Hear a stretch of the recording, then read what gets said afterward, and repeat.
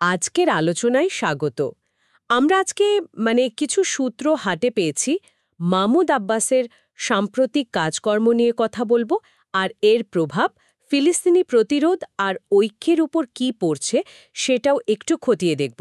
সূত্রগুলো কিন্তু মূলত তার বিভিন্ন পদক্ষেপ আর মন্তব্যের সমালোচনা, আর এর নেতিবাচক প্রভাবের দিকেই ইঙ্গিত করছে। আমাদের লক্ষ্য হবে ওই মূল তথ্যগুলোই তুলে আনা, যতটা সম্ভব নিরপেক্ষভাবে। তো শুরুতেই একটা বিষয় বেশ আলোড়ন তুলেছে, হামাসের প্রতি তার কিছু কড়া বক্তব্য আর কি। প্রতিরোধ সংগ্রাম নিয়েও কিছু বিতর্কিত মন্তব্য শোনা গেছে। এই ব্যাপারটা ঠিক কি? সূত্রগুলো কি বলছে? হ্যাঁ, দেখুন, সূত্র অনুযায়ী ব্যাপারটা শুধু হামাস নেতৃত্বের ওপর আক্রমণেই থেমে থাকেনি। কিছু ক্ষেত্রে প্রতিরোধ যুদ্ধকে বেশ অবমাননাকর ভাষাতেও বর্ণনা করার কথা শোনা যাচ্ছে। এমনকি হামাসকে উদ্দেশ্য করে খুবই আপত্তিকর শব্দ ব্যবহারের অভিযোগও উঠেছে। সূত্র থেকে এমনটাই জানা যাচ্ছে। ওহ। আর অক্টোবরের ৭ তারিখের যে হামলা, সেটাকে উনি অগ্রহণযোগ্য ও নিন্দনীয় বলেছেন।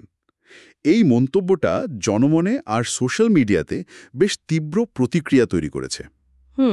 বুঝলাম। তার এই ধরনের কথাবার্তা ফিলিস্তিনিদের নিজেদের ঐক্যের উপর তো সরাসরি প্রভাব ফেলছে, তাই না? সূত্রগুলো এই বিভেদটাকে কিভাবে দেখছে? হ্যাঁ, এটা খুবই গুরুত্বপূর্ণ একটা পয়েন্ট। সূত্র বলছে, আব্বাস হামাসকে বিদেশি এজেন্ডা বাস্তবায়নের জন্য অভিযুক্ত করেছেন, আর ফিলিস্তিনি জাতীয় ঐক্য প্রক্রিয়া নষ্ট করার জন্য দায়ী করেছেন।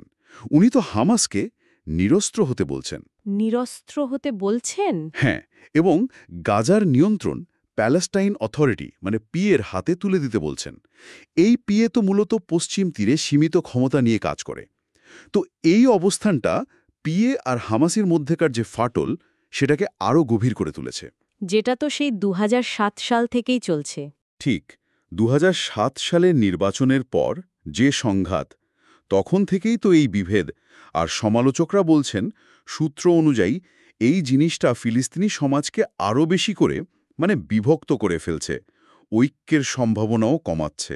তাহলে কি সূত্রগুলো কি এমন ইঙ্গিত দিচ্ছে যে ফোকাসটা এখন দখলদারিত্বের বিরুদ্ধে লড়াইয়ের চেয়ে নিজেদের ভেতরের কোন্দলের দিকেই বেশি চলে যাচ্ছে? পর্যবেক্ষকরা কিন্তু সেরকমই মনে করছেন, অন্তত সূত্রগুলো সেদিকেই নির্দেশ করছে। তাদের মত হচ্ছে, আব্বাসের এই এগুলো আসলে বর্তমান সংকটের দায়টা একরকম হামাসের দিকে ঠেলে দেওয়ার চেষ্টা। আচ্ছা। এতে মনে হচ্ছে যে দখলদারিত্বের মোকাবিলা করার চেয়ে অভ্যন্তরীণ ক্ষমতা ধরে রাখাটাই যেন বেশি গুরুত্বপূর্ণ হয়ে দাঁড়িয়েছে। সূত্র আরও বলছে, যখন গাজার প্রতিরোধ শক্তিগুলো মুক্তির লড়াই চালাচ্ছে, পিএ তখন সেই পুরনো দ্বিরাষ্ট্রিক সমাধানের যে প্রকল্প, সেটা আঁকড়ে ধরতে চাইছে। যেটা তো অনেক দিন ধরেই অচল বলা যায়। হ্যাঁ, ২ দশকের বেশি সময় ধরে তো এটা কার্যত ব্যর্থই প্রমাণিত হয়েছে। এর সাথে আবার যুক্ত হয়েছে ইসরায়েলের সাথে এই যে নিরাপত্তা সমন্বয়, নিরাপত্তা বাহিনীর মধ্যে সহযোগিতা, সেটা জোরদার করার অভিযোগ। এই নিরাপত্তা সমন্বয়ের ব্যাপারটা তো বেশ গুরুত্বর শোনাচ্ছে। সূত্রগুলো এর প্রভাব নিয়ে ঠিক কি বলছে? অবশ্যই গুরুত্বর। সূত্র অনুযায়ী পিএ বছরের পর বছর ধরেই ইসরায়েলের সাথে এই নিরাপত্তা সমন্বয় রক্ষা করে আসছে। অভিযোগ উঠছে যে এর মাধ্যমে প্রতিরোধ যোদ্ধাদের তথ্য ইসরায়েলের হাতে চলে যাচ্ছে। বলেন কি? হ্যাঁ, এবং বিভিন্ন প্রতিরোধ অভিযান বানচাল করা হচ্ছে বা হতে সাহায্য করা হচ্ছে। কিছু বিশ্লেষক তো সূত্রমতে এটাকে প্রায় রাষ্ট্রদ্রোহের পর্যায়ে ফেলছেন। এর সাথে আবার যোগ হয়েছে শহীদ, আহত বা বন্দীদের পরিবারের যে বেতন, সেটা সাময়িকভাবে বন্ধ করে দেওয়ার মতো ঘটনা। এই সব মিলিয়ে আব্বাসের প্রতি অবিশ্বাস আরও বেড়েছে বলেই সূত্রগুলো জানাচ্ছে। তাহলে এই সব মিলিয়ে বৃহত্তর ছবিটা কি দাঁড়াচ্ছে? ফিলিস্তিনিদের মধ্যে এর সামগ্রিক প্রতিক্রিয়াটা কেমন সূত্র অনুযায়ী?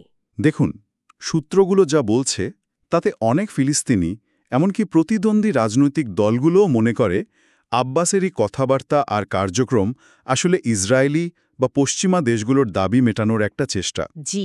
ফিলিস্তিনিদের নিজেদের স্বার্থ রক্ষার চেষ্টা নয়। হামাস বা ইসলামিক জিহাদের মতো দলগুলো তো সরাসরি তার বিরুদ্ধে বিশ্বাসঘাতকতার অভিযোগ এনেছে। সরাসরি বিশ্বাসঘাতকতা? হ্যাঁ, এবং ঐক্য গড়ার চেষ্টাকে নষ্ট করারও অভিযোগ।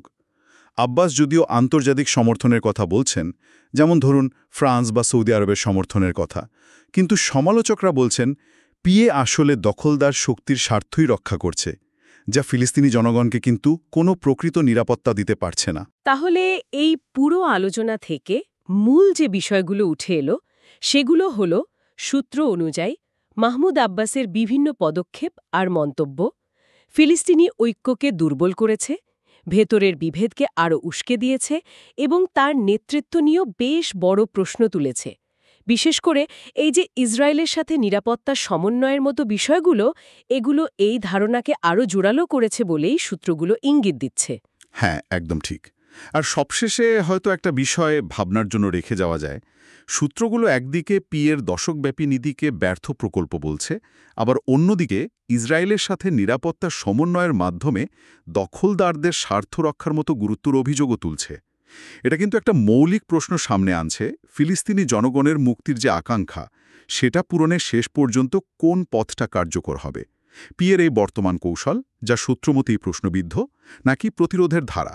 বিশেষ করে যখন সূত্রগুলোই বলছে যে পিএ বা আন্তর্জাতিক সম্প্রদায় কেউই ঔপনিবেশিক দখলদারিত্বের বিরুদ্ধে আসলে প্রকৃত নিরাপত্তা নিশ্চিত করতে পারছে না।